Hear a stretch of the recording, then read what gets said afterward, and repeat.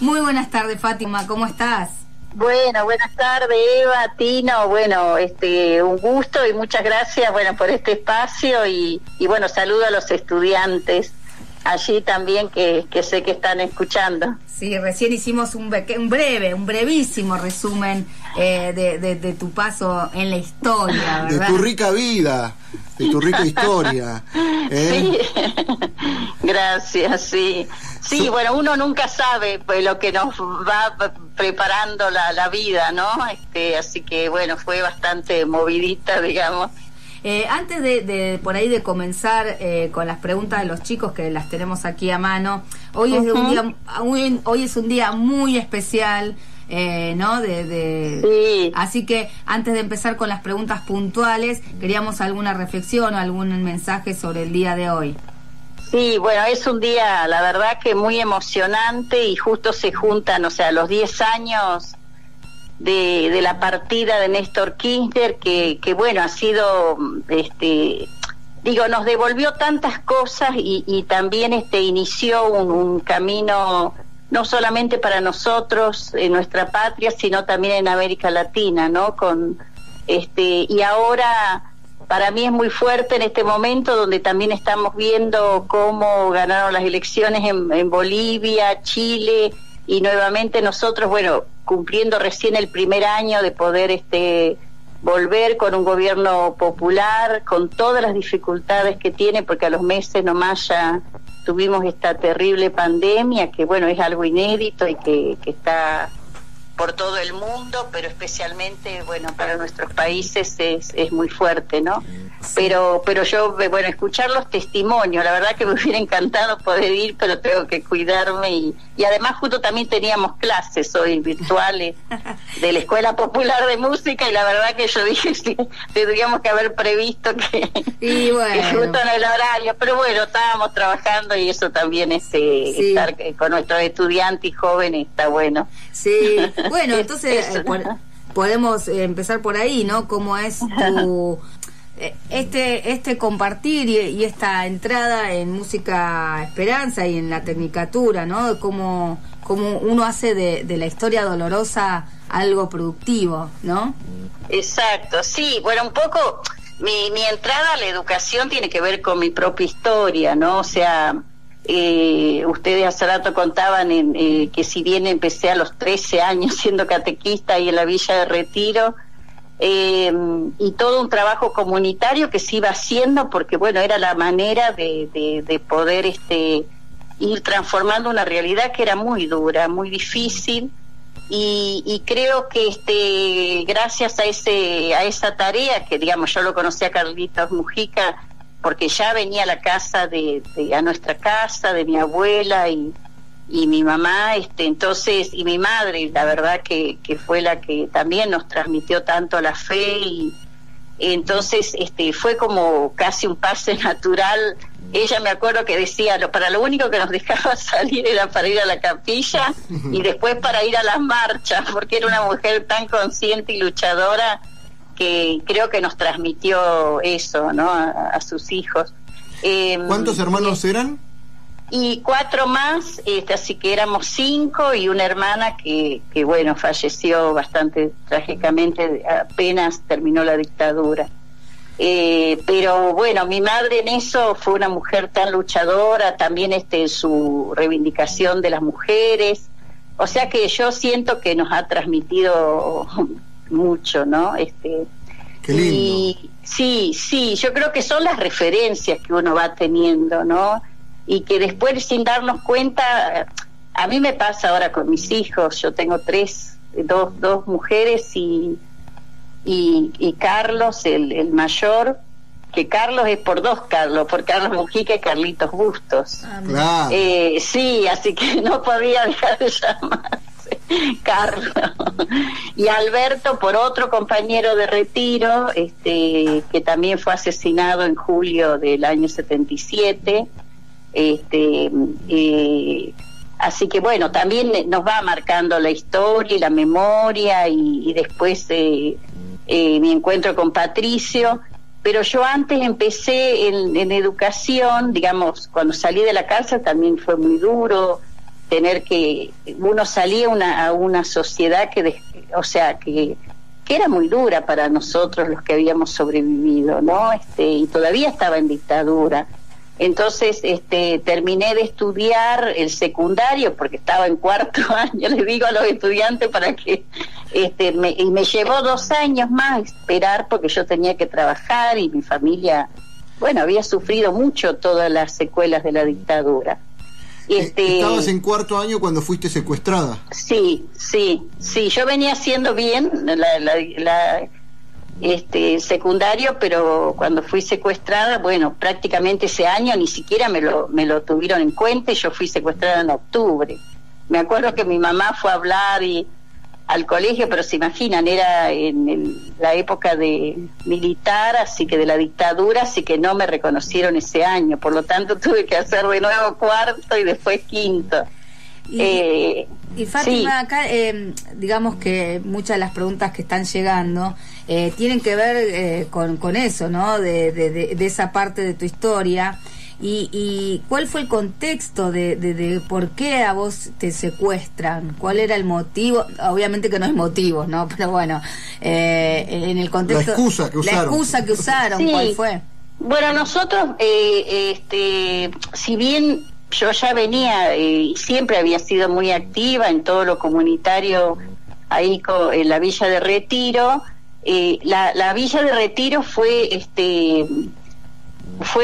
erradicada en varios lugares, porque es como que la fueron desarmando toda esa organización, y por eso nosotros vamos a Soldati, y por supuesto enseguida nos pusimos no solamente a tratar de organizar el barrio, sino que también ahí es donde nos contactamos enseguida con los sacerdotes que estaban en la zona, que era en una villa que estaba cerca de una zona de monoblocks, que era donde nosotros vivíamos. Y ahí estaban, bueno, ahí donde estaba Patricio, que Patricio incluso antes lo conozco a Carlitos Bustos. Yo también ahí estaba cerca al Bajo Flores, donde había todo mucha actividad comunitaria, y nosotros veníamos de pertenecer al movimiento villero peronista. O sea, Retiro fue muy organizado en su momento, desde las comisiones, pero en realidad, o sea, nunca a nosotros no nos dijeron por qué nos secuestraban. Nos secuestran en la calle, un día saliendo de la villa, que en ese momento yo venía con Patricio, pero era un lugar donde había muchísimo control policial, ya se hablaba de los secuestros, incluso en toda esa zona que era cerca de la quema, ya se habían empezado a encontrar los primeros cuerpos de personas asesinadas. Era una zona donde también había un barrio policial, y pasando por el barrio policial es donde nos secuestraron. Y nos llevan a la comisaría 36, como bien lo dijeron ustedes, que es la comisaría del barrio. O sea, nosotros ¿qué pensamos? Bueno, igual el secuestro fue violento porque fue una camioneta que nunca se identificó, pero después supimos que las 2 personas que nos secuestran eran de ese barrio policial, y uno de ellos evidentemente nos estaban siguiendo. Veníamos de una reunión de vecinos del barrio. Nuestra actividad se desarrollaba ahí, y bueno, y generalmente cuando ya era la noche siempre alguien acompañaba hasta la avenida, y yo de ahí de la avenida, bueno, seguía para mi casa. Fátima, sí. Disculpame, una pregunta, porque acá hay algo muy interesante que vos planteás, que ya Retiro era, vos usaste una palabra, dice, se fue desarmando la organización cuando hicieron ¿no? Y como que ustedes estaban trabajando en la organización también del barrio de los monoblocks. O sea, yo por eso me voy contactando con otros jóvenes de ahí, de Villa, de la villa, que se llamaba Fátima también, porque está la Virgen de Fátima, y con varios, también articulando con varias villas del sur de la ciudad de Buenos Aires. Entonces, y ahí por supuesto con los sacerdotes que estaban en esas villas. Y Fátima, porque uno dice organización, ¿no? Si bien acá en nuestra zona, en estos barrios, hay muchas organizaciones sociales que están en pos del mejoramiento del barrio, de la calidad de vida de las personas. Mucho tiempo se nos contó en la historia que esa organización que había en esa época era para, viste, a usted como el que la historia los quiso embarrar diciendo que se organizaban, digamos, para nada bueno, ¿no? Eso fue lo que nos embarró un poco la historia, y a través de los políticas de derechos humanos y que hubo un revisionismo histórico, y donde podemos decir qué era esa organización, para qué estaban, para qué se juntaban en los barrios. En los barrios que realmente eran los barrios más pobres de la ciudad de Buenos Aires, era para mejorar nuestra situación de vida, digamos, que por eso siempre, miren, ahora vieron que hace poco hubiera cumplido 90 años el padre Carlos Mujica.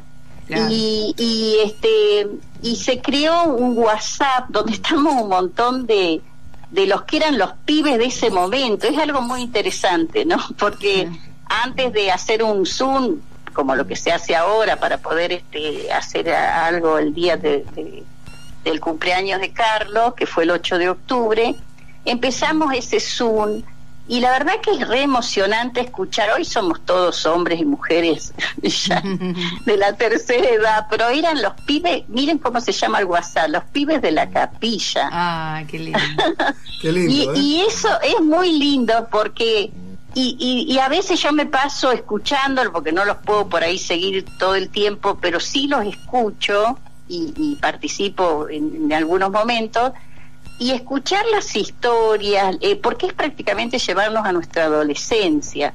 Yo siempre que fui a dar testimonios en colegios o en lugares donde hay jóvenes, les digo, miren, yo era una joven como ustedes, un estudiante como ustedes.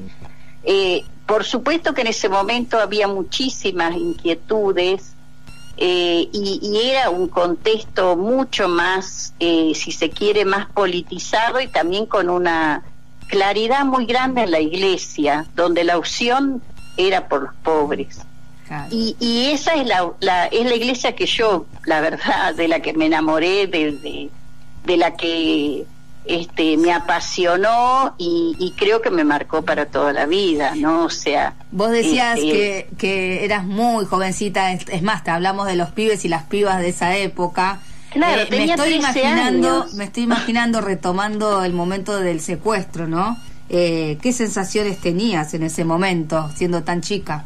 Sí, bueno, fue tremendo. Yo tenía 18 años cuando me secuestran, pero ya tenía bastante andado en los barrios, digamos, y en todo lo que sucedió en las villas. Y la verdad que primero, sí, bueno, fue el impacto que fue, digamos, porque nos estaban secuestrando, nos llevaron, a mí me quitan la cartera, incluso le tiran un tiro hacia los pies de Patricio, porque cuando él quiere sacar el documento, no sé lo que se imaginaban, y él pone la mano debajo de un saco que tenía, y tiraron un tiro, o sea que fue muy violento. Claro. Y nos hacen subir hacia una furgoneta de la camioneta.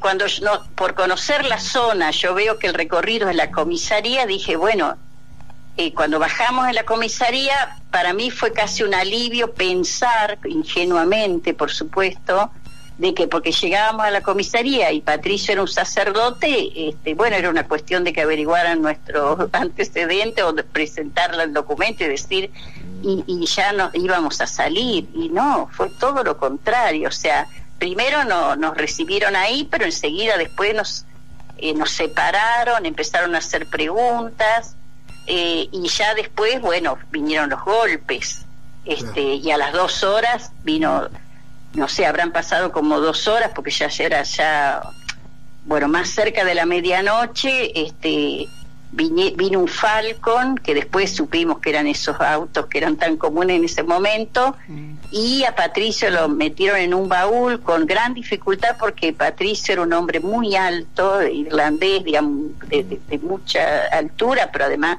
meterlo en un baúl no era tan fácil, y a mí me llevaron detrás digamos, del asiento de atrás del auto, y con 3 personas más. Y de ahí, bueno, cuando ya directamente llegamos a un lugar que después de muchos años, prácticamente, yo llegué a reconocer el lugar el mismo año que Patricio falleció, o sea que se imaginan 25 años después. Y que fue Garaya Sopardo, ¿no? Fátima, ¿y ahí sí. estuvieron los dos o estuviste vos y después y los separaron? No, siempre estuvimos los dos, por lo menos hasta superintendencia, y que fueron los lugares más terribles. Sinceramente yo ahí la verdad fue el horror. Siempre digo que ellos se sentían dueños de nuestras vidas, y era así, ellos decidían la vida y la muerte de las personas. Y en ese momento te decían por qué estabas, te preguntaban cosas, o solamente era intimidación por... No, lo que ellos querían, y que es lo que hacían generalmente enseguida, era de que nosotros diéramos datos de nuestros vecinos, de nuestros amigos, y la verdad que era tan terrible lo que vivíamos, que en eso sí, yo creo que tuvimos... Tanto yo como Patricio, siempre uno se da cuenta después, ¿no? Cuando ya pasó todo. Pero siempre digo, ¿vieron cuando uno dice dar la vida por los amigos? Claro. El Evangelio dice literal, eso. ¿no? Yo lo estoy pensando ahora, ¿eh? Mire Sí, que lo sí. que le estoy diciendo. Tengo 63 años. En ese momento no lo pensé. Pero creo que es eso. Pero Eso había un es dar tema la de- vida por los amigos. Pero había un tema de fidelidad, de saber que vos no podías exponer No. a otros. No, porque estaba viviendo el peor horror que jamás me hubiera imaginado. Y tanto yo como Patricio, a los dos nos torturaban a uno y al otro, y a veces a mí delante de Patricio para hacerlo. A él le decían, bueno, a la piba le hacemos esto y esto para quebrarlo a él, para que él también diera datos de sus compañeros. Y la verdad que en eso creo que tuvimos una gran resistencia, no sé cómo, porque uno no se puede imaginar esos momentos ni de dónde saca la fuerza. Sí teníamos una convicción muy grande, y yo me acuerdo que Patricio en un momento él rezaba, estaba muy mal. Y uno de ellos dijo, el cura está cantando, cantar en la jerga de ellos es de que está dando datos, ¿no? Claro. Y en realidad Patricio estaba rezando en latín. Y cuando se acercaron, vino uno y le dijo, pero che, son unos brutos, ¿no ve que está rezando? Así de brutos eran. Así de Trajeron un brutos traductor. eran. No solo por eso eran brutos. Sí. Sí, pero digo, bueno, eso nos unió, se imaginan Claro. que eso une a las personas, y los gestos que uno vio en esos lugares. Hace poco falleció un compañero que también tenía 16 años, que estuvimos en superintendencia, La Plata, que yo los volví a ver a todos ahora por el juicio, porque en el 2018, después de 42 años, casi 43, recién pudimos hacer el juicio por mí, por Patricio. Tuve 2 querellas. Siempre pensábamos en presentarnos un juicio, porque uno lo hace voluntariamente, ¿no? Ser Claro. querellante. Y siempre lo decidimos juntos, y sí, lo que me pesó muchísimo no estar con Patricio, porque él también falleció en el 2010. Que por eso para mí estas fechas también, porque al poco tiempo murió Kirchner, o sea que a mí me representan muchas cosas ese año, ¿no? Claro, fue en el mismo año. El mismo año, Patricio murió el 7 de julio y bueno, Néstor en octubre. Así que... ¿Y cuánto tiempo duró la detención, Fátima? Y ahí estuvimos secuestrados, primero que era lo que ellos, esos lugares, si bien eran lugares públicos y lugares del Estado, por eso hablamos de terrorismo de Estado, eran lugares donde, bueno, nadie sabía que ahí había personas secuestradas, pero por otro lado eran lugares donde ellos atendían a la gente y tenían hasta oficinas en superintendencia. Ahí estuvimos hasta fines de octubre, principios de noviembre, y después nos llevan a la cárcel, que para ellos era como, o sea, en realidad nosotros nos salvamos por la intervención que hizo Irlanda como país, digamos, que la verdad que hicieron una presión impresionante. Incluso en nuestro juicio vino a declarar quien fue el secretario de la embajada en ese momento, que después, bueno, fue un gran amigo de Patricio, y la madre de Patricio había hecho una campaña muy grande en Irlanda, porque un cura irlandés que también que estaba en La Rioja y que ya antes había sido detenido, pero él después pudo salir, que se llama, que bueno, cuando fue la beatificación de Monseñor Angelel y Wenceslao y todos los, y Carlos Murias y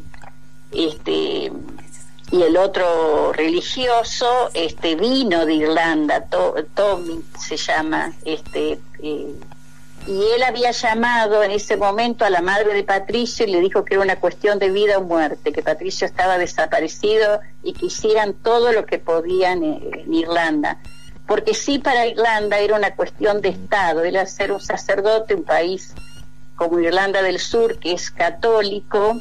Ellos, hicieron todo lo que podían, y la embajada. Y eso nos salvó la vida, o sea, por eso Patricio siempre, bueno, tenía un gran reconocimiento a toda esa gestión que hicieron, ¿no? Y por supuesto yo me salvé por eso. Claro. ¿No? Fátima, ¿y ahí cómo fue eso? Él se va,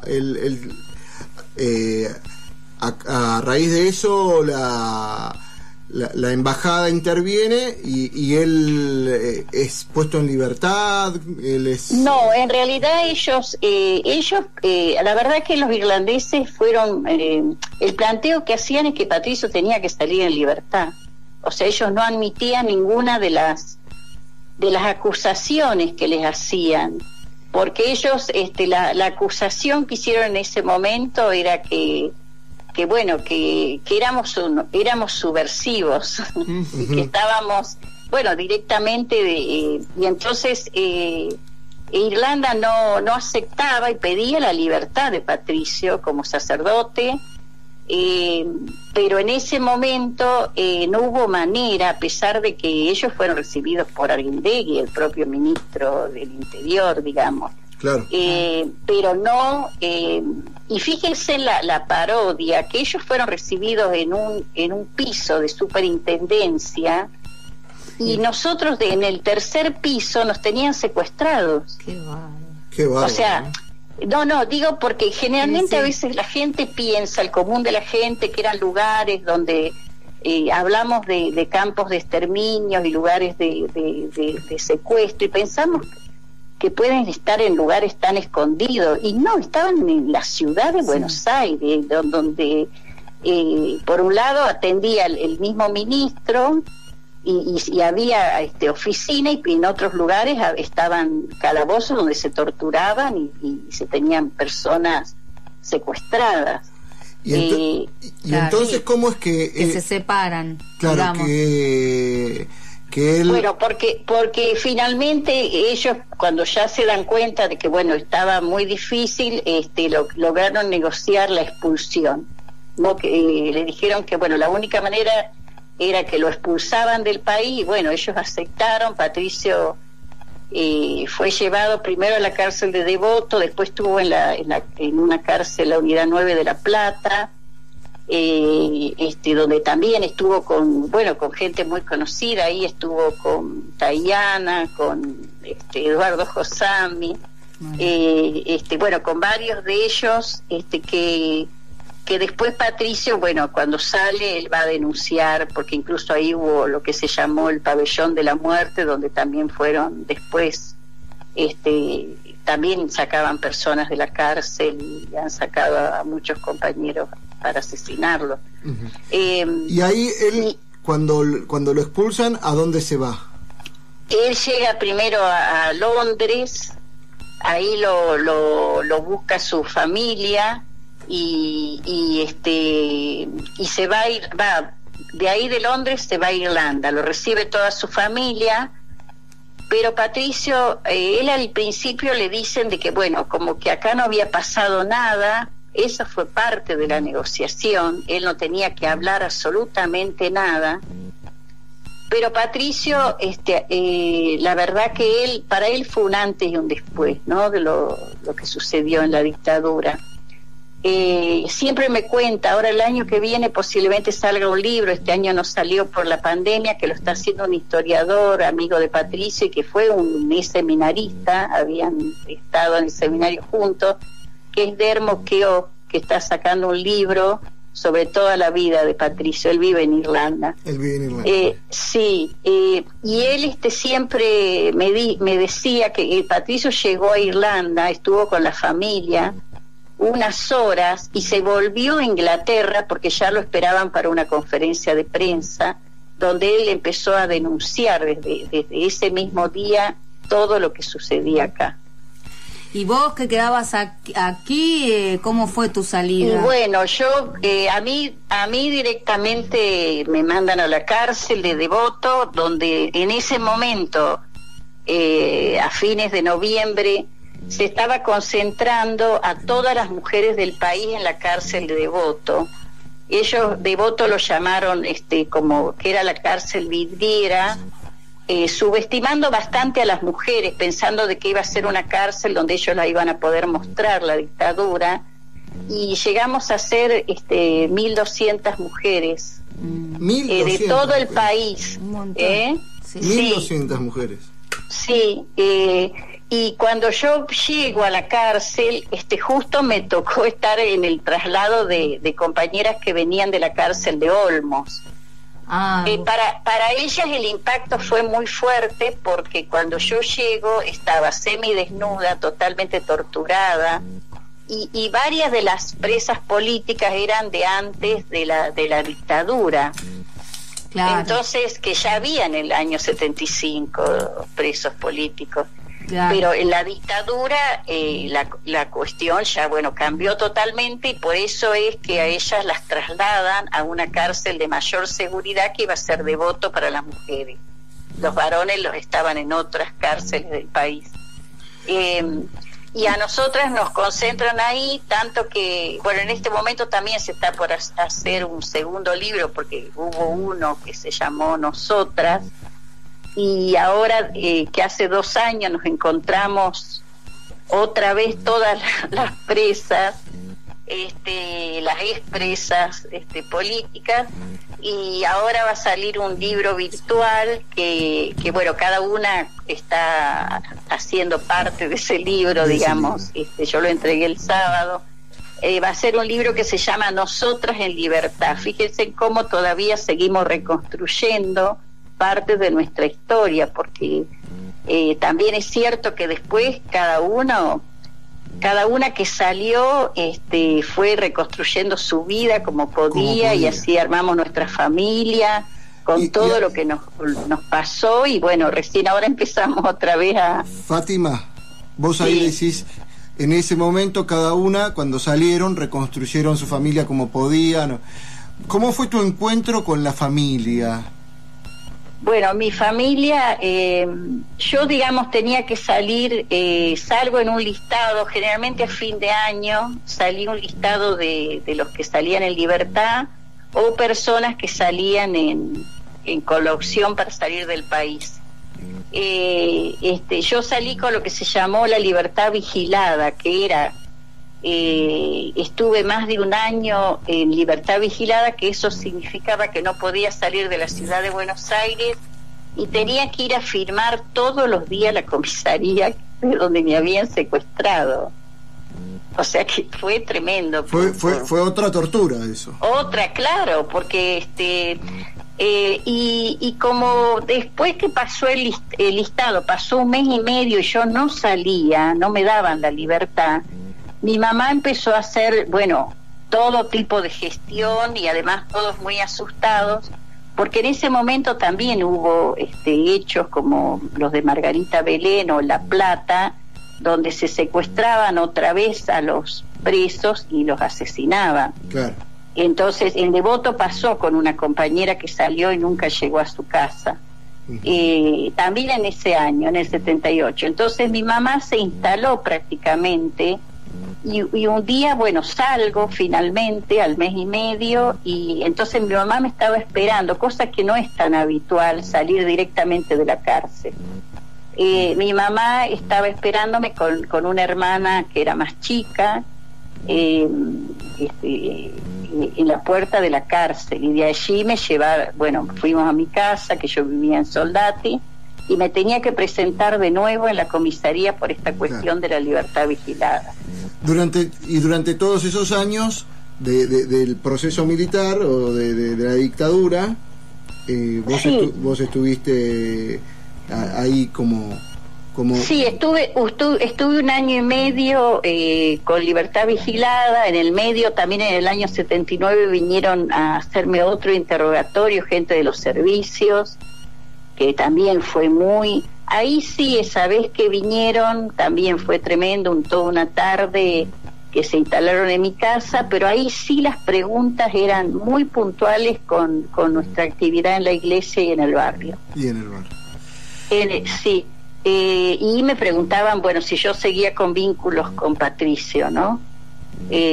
Por supuesto, ya después de nuestro secuestro, más adelante hubo otros secuestros más de varios hermanos del Evangelio y también de otros sectores, otros grupos de iglesia en otros lados. Bueno, Fátima, eso, ¿no? De muchos años separada, ¿no? De tu compañero. ¿Cómo fue esos, brevemente así, esos años de separación? Si bien habían escapado, ¿no? Del terror, le quedaba buenos pares de años para todavía reencontrarse, ¿verdad? A ver, trabajando y estudiando, porque quería seguir estudiando con todas las dificultades que eso implicaba. Pero bueno, pude terminar y después me puse a hacer un profesorado que después, bueno, me llevó a la docencia. Y ahí, bueno, y en el medio lo que yo les conté que fue para nosotros terrible, que fue el suicidio de una hermana, ¿no? De 22 años. Apenas había empezado la democracia, que para nosotros era como por fin empezamos la democracia, y bueno, y ese mismo mes de diciembre... mi hermana se suicidó, que yo creo que también es producto de todos esos años terribles, bueno, que siempre las consecuencias después se sienten, ¿no? Por lo cual mi familia había quedado muy mal, especialmente mi mamá, y ahí fue cuando, bueno, en mayo del 84, Patricio regresa al país, pero fue porque él ya estaba muy implicado, bueno, enseguida en todo lo que fue el movimiento de derechos humanos, y él estaba como secretario ejecutivo de una federación de familiares de detenidos desaparecidos de América Latina, en la que, bueno, se dedicó desde el inicio, fue uno de los creadores junto con el padre Vives, que era un cura español en Venezuela, y que empezaron a trabajar con las madres y familiares de todo el continente.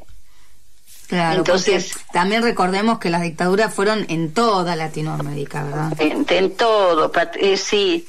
Entonces Patricio venía, la verdad, con un trabajo muy duro, y más para una persona que ya había vivido la dictadura acá. Claro. Creo que eso también él lo llevó a otra búsqueda, si bien estaba totalmente, él seguía siendo hermano del Evangelio, pero estaba dedicado ya a la lucha por los derechos humanos, lo cual le implicaba viajes en todo América Latina, iba a lugares donde bueno, se estaban sufriendo muchísimo las dictaduras, y en Centroamérica, ¿no? Entonces, ahí vino porque este congreso que hacía FEDEFAN iba a ser en Buenos Aires. Entonces venían antes a ver los lugares, a ir preparando, porque el congreso recién iba a ser en noviembre. Y en esa llegada él empezó, bueno, a buscar los lugares, y se fue a la villa de Soldati, porque y después, bueno, trató de ubicar el barrio donde yo vivía, que eran unos monoblocks, pero claro, no recordaba la casa ni nada. Él sabía que vivía por ahí, empezó a preguntar, pero bueno, fue muy difícil. Dice que le llegó toda una mañana. Recordémosle a los chicos y chicas de esta época que en ese momento no había ni GPS, no teníamos ni celulares, ni GPS, ni celulares. No sé si estaba la guía Goya la Peuser. Ni teléfono. En ese momento nosotros tampoco teníamos teléfono, porque los teléfonos llegaron mucho después, ¿no? Los teléfonos de línea. Era ir preguntando a los vecinos, ¿no? Claro, exacto. Bueno, así como que finalmente llegó, y yo en ese momento, los fines de semana, trabajaba en el parque de la ciudad, que fue un parque muy grande que se fue al sur de la ciudad. Sí, me acuerdo. Me acuerdo. Y la verdad que cuando lo acompañó mi hermana y unas amigas que me habían venido a saludar porque era el día de mi cumpleaños. Parece de novela. Ay, ya me estoy emocionando. No. La novela. Me estoy emocionando de ahora. Describime, por favor, la sensación cuando lo viste.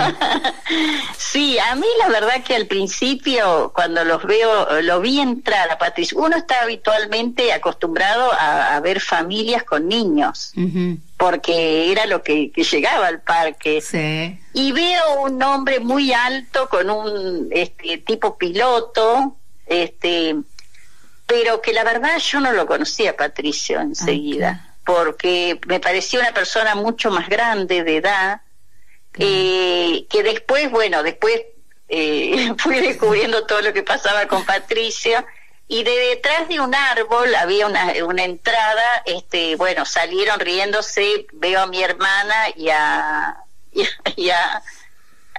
mis amigas, pero yo al principio no lo relacioné. En realidad, cuando él me saluda, sí me pareció. Lo conocí más que nada por la mirada, por los ojos, porque él tenía barba, y la verdad yo no lo conocía, Patricio, así, con barba. Entonces nunca me imaginé. Además, habían pasado 7 años. Muchísimo. En el contexto además el recuerdo, ¿no?, que tenías en el contexto que vivieron. Entonces... Exacto, y tampoco yo tenía ninguna noticia, por esto mismo que decimos que no teníamos teléfonos ni nada, y no había tenido ningún contacto, digamos. Entonces tampoco sabía que él estaba en el país ni nada. Claro. Por el estilo. Y bueno, ahí fue que él había llegado a mi casa. Y ellos decidieron acompañarlo. Patricio al principio, pobre, se llevó como que una sensación muy fea, porque ese día, como la estaban visitando a mi mamá, pero la idea era que me esperaban a mí, iban a ir a verme a mí para festejar el cumpleaños, se hablaba como que alguien la saludaban a mi mamá como que alguien no estaba en la casa. Y era porque era muy reciente todavía la muerte de mi hermana. Claro. Entonces Patricio, ¿qué pensó? Que era yo, estaba desaparecida. Claro. No, realmente fue, él me dice que no lo podía creer. Y bueno, hasta que se fue aclarando todo, y por eso enseguida me fueron a ver. Ya tengo el argumento de mi novela. Ya está. Sí, hoy los otro día que estábamos con esto, que teníamos que escribir algo para el libro de Nosotras en Libertad, una de las compañeras me dice, pero contá la historia con Patricio, porque esa es la parte con tipo novela, ¿no? Sí, ya estoy escribiendo algo. Y bueno, así fue como nos encontramos esos días. Nos vimos ese día y después nos encontramos otro día en Flores, me acuerdo que en un bar, y fue empezar a hablar, y la verdad yo empezar a enterarme de todos los secuestros de amigos, de compañeros. Yo no sabía hasta entonces que Carlitos Busto estaba secuestrado, que había sido secuestrado también, ni Mauricio, ni Pablo Gazzarri, que eran todos sacerdotes vinculados a la fraternidad. Uh-huh. Y bueno, y de otros, pero él, claro, al estar en todo lo que era el trabajo de derechos humanos, y además él lo primero que hizo fue empezar a reclamar por sus propios hermanos. Claro. Sus hermanos. Ese fue de su primer, claro, su primer, tanto que él llegó hasta ir al Vaticano, porque, bueno, tienen un largo recorrido en todo lo que fue el reclamo. Y, sí. Y Fátima, ¿cuándo decidieron irse juntos a Venezuela? Mira, fue todo muy rápido. Patricio en realidad estuvo una semana y se tuvo que ir, porque en ese interín también viajó a Mar del Plata por otras cuestiones de ver organismo, y después todo siguió por cartas hasta que vuelve en noviembre, que se hizo el Congreso. O sea, en realidad yo la verdad fue poco el tiempo donde empezamos esta sensación, que los otros días yo lo escribía, uh-huh, de darnos cuenta que nuestras vidas tenían que seguir juntas. Ay, qué lindo. Después de lo que vivimos, sí, después de lo que habíamos vivido. Y yo me acuerdo esa noche en el bar de Flores, era tardísimo y levantaban ya las mesas, y yo no me podía levantar por todo lo que me estaba contando Patricio. Era el dolor de saber que tantos compañeros y hermanos ya no estaban. Y Patricio, por otro lado, venía de recorrer países y de mucho sufrimiento, ¿no? Porque estaba totalmente comprometido con los derechos humanos. Mauricio, el hermano de Mauricio Silva, que es Jesús Silva, que siempre venía acá y venía año por medio, siempre venía y se quedaba en casa con Elena. Él siempre me decía, después de muchos años, me dijo: mira, Patricio lo que hizo es su sacerdocio, lo dedicó a los derechos humanos. Y yo creo que fue así, porque hasta el último momento él estuvo en eso, digamos.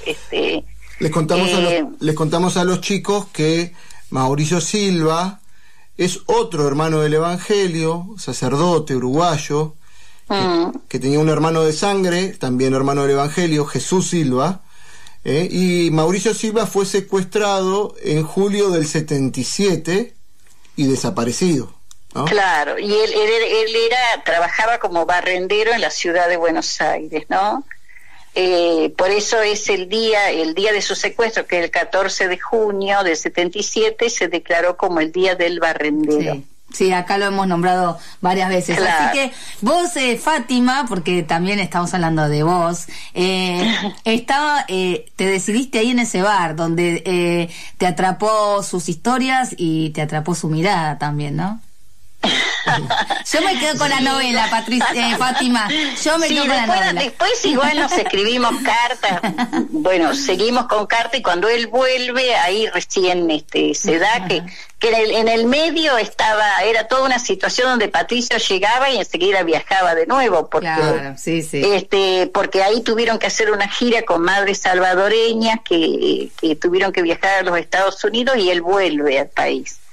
Y ahí es donde se da todo. Él no se podía quedar, porque en realidad Patricio siempre tuvo la intención de volver a la Argentina. Claro. Primero porque él vivió el exilio, pero también sintió por esto de la expulsión que lo arrancaron de acá, que él nunca se quiso ir. Claro. Entonces, la verdad que si bien yo me fui finalmente a Venezuela, él siempre tenía la idea de que en algún momento teníamos que volver juntos. ¿Y en qué año volvieron aquí a la Argentina? Y a fines del 87. ¿A fines? Pero yo me viajé, enseguida a Venezuela, por supuesto, en el medio todo un tema familiar, porque mi madre Ella no creía que podía ser viable nuestra pareja, les digo. Si bien no, bueno, porque... pero lo que pasa es que ya, imagínate tu mamá que se le va la nena también tan lejos. Sí, también era como yo irme tan lejos, y por otro lado, bueno, le decía que no, eso no iba a funcionar, pero finalmente, bueno, después mi mamá viajó a Venezuela. Y sí, bueno, fue dándose cuenta de que ahí nacieron nuestros 2 primeros hijos, que fueron muy seguidos, se llevaron 1 año. Ah, bueno, los míos, yo sé de lo que hablas, porque los míos también se llaman. ¿Y cómo se llaman tus hijos? Carlos, Alberto y Emi, Rosa, Emi. Y finalmente, cuando volvimos a Argentina, en el año 89, nació Blanca Libertad. Ah, había que hacer patria. Sí, así que fuimos una familia que los otros días, ella comentaba a mi hija, bastante, bueno, eran 2 venezolanos, Patricio irlandés y 2 argentinos, así que se imaginan que somos bastante abiertos, sí. Pero además qué lindo el nombre que le has puesto. Sí, qué lindo. ¿No? Blanca sí. Libertad. Blanca, hace poquito hablábamos, y ella ahora empieza como a reconocer más, porque justo se ocurrió el Día de la Identidad, donde ella me pregunta nuevamente por qué le puse Libertad. Y Libertad le puse porque yo estaba embarazada cuando acá, ¿se acuerdan cuando fueron las leyes de impunidad? Claro. Sí. Y para nosotros era un dolor tan grande, porque era volver atrás todo de nuevo, era como que nos volvían decíamos, no podía ser. Sí. Y yo me acuerdo que embarazada fuimos en una gran marcha, entrando por la Plaza de Mayo, y llorábamos, los que habíamos sobrevivido, y llorábamos. Y a mí Blanca, de alguna manera me reforzó la vida en ese momento, ¿no? Porque, y pensé, yo le tengo que poner un nombre que a mí me contrarreste todo esto que estoy sintiendo, y pensé en la libertad, porque es como, qué lindo. Como algo tan lindo para... Y ella, bueno, ahora cada vez asume más su nombre. Mi hija pinta, ¿no? Ella pinta murales y, bueno, se ha dedicado al arte, y ahora ella firma con el nombre Libertad. Qué lindo. Fátima, mira, nosotros tendríamos que estar terminando, pero queremos hacerte una última pregunta. Sí. Bueno. Una última pregunta. ¿Cómo fue el paso, el camino, ya más acá, de comenzar a trabajar en el espacio de la memoria, ¿no? En el espacio... Sí. Bueno, para mí, yo en educación, saben que me jubilé trabajando en educación, pero en todo lo que es educación de jóvenes y adultos, especialmente en alfabetización, pero ya había comenzado esta tarea de cuando las madres de Plaza de Mayo, línea fundadora, junto con Música Esperanza, pensaron en cuando le entregan la casa que se llama Casa a Nuestros Hijos, Vida y Esperanza, ahí en la ESESMA, ellas pensaron en que tenía que ser dedicarlo a la formación de jóvenes. Y ahí es donde a mí me convocan por el lado de educación, porque yo venía ya con todo un trabajo especialmente comunitario, ¿no? Y a la educación popular y demás. Y Patricio por el lado de los derechos humanos, o sea, porque también ahí en la formación, si bien hay una formación de música popular, también hay una formación en los derechos humanos y la historia reciente. Y en realidad empezamos juntos un poco a pensar este proyecto, que nos llevó como 2 años, hasta que finalmente se comienza la escuela, que ahora el año que viene estaríamos cumpliendo 10 años. Bueno, ahí sí podremos ir a festejar, esperemos que todo esto pase. Estamos pensando muchas cosas para el año que viene, espero que las podamos hacer todas. Entonces, para mí de alguna manera me vincula todo mi trabajo en educación y haberme dedicado a eso como un lugar también, ¿no?, de militancia, especialmente en la educación pública y en la defensa de esa educación pública, y mi propia historia que tiene que ver con los derechos humanos y toda también nuestra militancia.